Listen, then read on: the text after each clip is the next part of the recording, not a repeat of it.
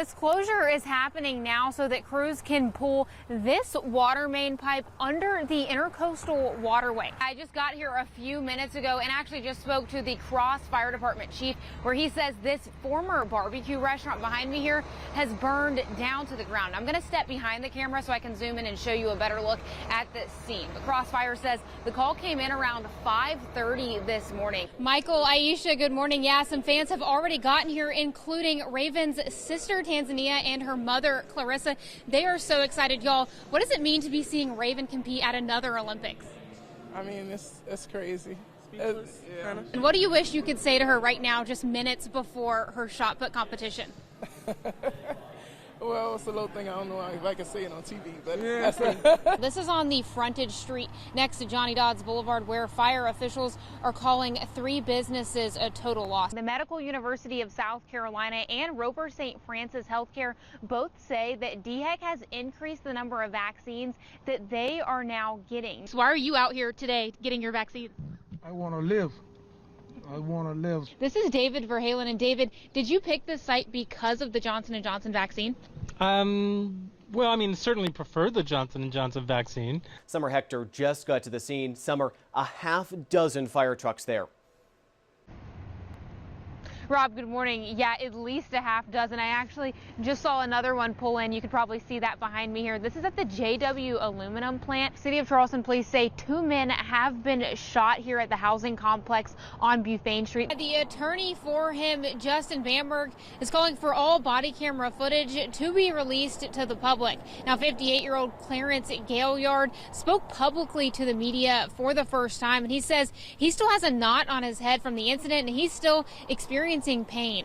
Now, if you can't make the tournament and you still want to get some of your PGA Championship gear, he says some of those items will be online. Now, some of those items are exclusive to the tent here on Kiowa Island, but if there's some gear you still want to get, Michael, Aisha, I know you guys were looking for some hats that they were out of yesterday. Now, again, they said they're replenishing that gear every day, but maybe you can check that out online. For now, I'm live on Kiowa Island. Summer Huechtker, Live 5 News. A man who was stabbed in downtown Charleston wants answers about who attacked him and put him in the hospital. He and his family are looking for closure almost 2 months after the events on May 10th. Summer Huechtker sat down with the family. I'm very depressed. It shows it. It shows the pain's still there. Alan Johnson Jr. says he was walking to his car in the early morning hours of May 10th when someone reached into his pocket and robbed him. He says after that, he was attacked and stabbed multiple times. Johnson spent almost a week in the hospital, suffering from a broken jaw and 9 different stab wounds on his back, stomach, and chest. My life wouldn't be the same. It's not. It's never will. It never will. It's just not there. It's everywhere. The one message I have to say is, you turn yourself in, do the right thing. Johnson and his family went to bond court for one of the men who attacked him, but Johnson believes there were multiple people who attacked him and others that morning. According to police, 3 people were stabbed and 3 others were shot. Just come forward. You know, what if it was your child? What if it was your brother or your sister? You know, how would you feel? You'd probably want the same justice that my son and I are looking for, and probably even the other victims, the same justice they're looking for, a peace of mind and knowing that these perpetrators are really off the street. Charleston police say this investigation is ongoing, and if any new information is found, they will notify the families involved. CPD spokesperson Charles Francis said in a statement, if anybody has any additional information in reference to the incident, they can contact the Central Investigation Division of CPD by calling 843-743-7200. As for Jenkins and her son, they won't stop looking for answers either. In Charleston, Summer Huechtker, Live 5 News. Many of you have probably moved from one state to another at some point, and you may have hired a moving company to help take your belongings across state lines. But what do you do if you show up at your new home and your movers and all your stuff nowhere to be found? Several people told Live 5 investigates that that's exactly what happened to them. As Summer Huechtker reports, the feds are now getting involved. So I was, contacted by a bunch of different companies, but I just ended up with Landmark, and that was a bad choice. Melissa Swanson and her young son moved from Georgia to South Carolina. She says she hired Landmark movers to transport her belongings from the Peach State to the Palmetto State. That was 2 months ago.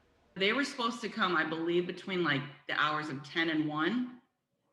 They didn't show up till about 9:30 at night. Melissa says the movers picked up her items from her Georgia home, but never brought them to South Carolina. Where do you think your things are right now? I mean, right now, I don't know. But there was such miscommunication. Like, I thought when they left my house late that night, I thought they were going to drive the 3 hours, because it was only 3 hours away to my new house. But they're like, oh no, we're not going to come until tomorrow. But tomorrow came and went. Melissa says her stuff and her son's belongings never arrived. He had cars and trucks and planes, and everything is just gone. And all his clothes, all my clothes, and he's got to go to school. So we had to buy a whole bunch of new clothes for him. Can't keep wearing the same thing every day. Live 5 Investigates first told you about the company earlier this month after we were contacted by a Somerville woman named Julie Sanchez. She told us that she paid Landmark more than $6,000 to move her stuff to California, but it never arrived.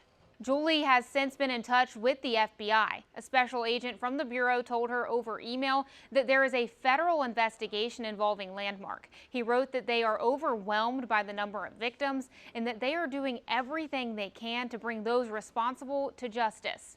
My gosh, put them out of business. This is federal offenses. They're crossing state lines. Why aren't these guys arrested? They had 2 office addresses, one from Sarasota, Florida, and one from Georgia. Diana Laparena is a dentist in Puerto Rico. She says she also hired Landmark to help her son get his belongings from Alabama to Michigan, but his stuff never arrived. They have the money, they have our stuff, and we can't get, a hold of them. The Better Business Bureau says they haven't been able to reach Landmark either, and they gave them an F rating. In this particular case of Landmark Movers in that file, this company had 9 complaints recently filed that they did not respond or answer the complaints when we sent them from the Better Business Bureau.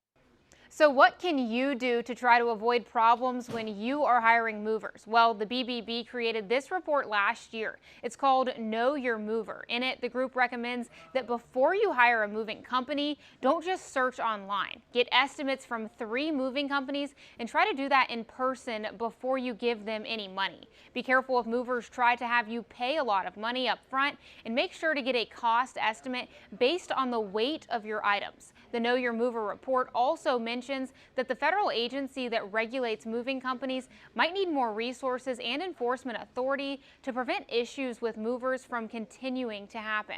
Anytime there's a large volume of complaints in the industry, we always like to see agencies step up their game in enforcing regulations and laws or taking action against bad actors in that industry.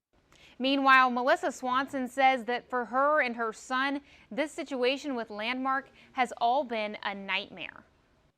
Yeah, it's horrible for me, in-laws, a bunch of stuff, but that's a kid, innocent kid. Summer Huechtker, Live 5 News. If you're looking to hire a moving company, you can find all of the Better Business Bureau's recommendations on what you need to know on our website, live5news.com. Jennifer Holmes lost her son Genesis 7 years ago when he drowned in a pond in Hollywood. If Genesis Holmes if he had any knowledge at all, I truly believe that Genesis would have survived in that pond on May 5th. Now, she's made it her mission to make sure that kids and adults in her community know how to swim. Through the Charleston County Parks Foundation, the Genesis Project is offering free swim lesson scholarships here at the Genesis Pool this summer. Now, this actually started last summer on a much smaller scale because of the pandemic, and now for the first time, they'll be able to offer scholarships for swim lessons to people of any age and of any ability. Genesis didn't have that chance. And so that's why I am here. I believe God is using me to get the word out to many walks of life, you know, so they can have the opportunity to learn how to swim. Holmes says about 80 people have already received scholarships for swim lessons this summer. So we're trying to really change the culture here in places that might not have community pools, which is pretty abundant throughout the Low Country. There's not a lot of public pools that people can swim. Rose Brock says they hope to offer at least 50 more scholarships this summer. And while the Genesis Project Committee has helped many people in the area learn to swim, Holmes says she still hears from folks in the area who tell her they never learned how to swim. We got so much work to do, so much. So there's no quitting in me. To receive a scholarship or to donate to the fund, you can apply online or ask a staff member at the West County Aquatic Center. In Hollywood, Summer Huechtker, Live 5 News.